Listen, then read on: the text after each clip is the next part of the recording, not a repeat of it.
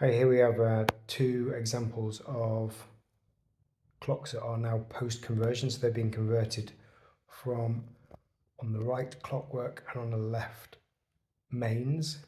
They're both Smiths clocks, probably from the 60s.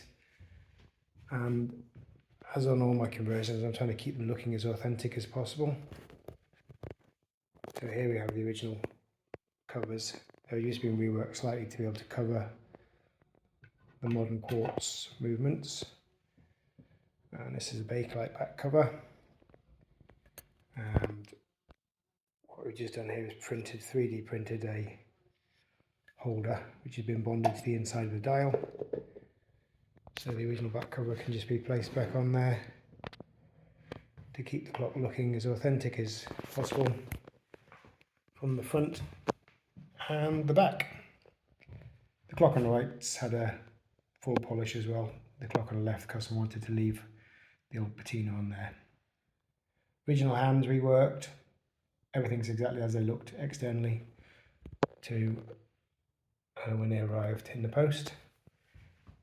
Both these conversions cost £57.50, which includes return postage back to the customer. If you've got anything similar, whether it's clockwork,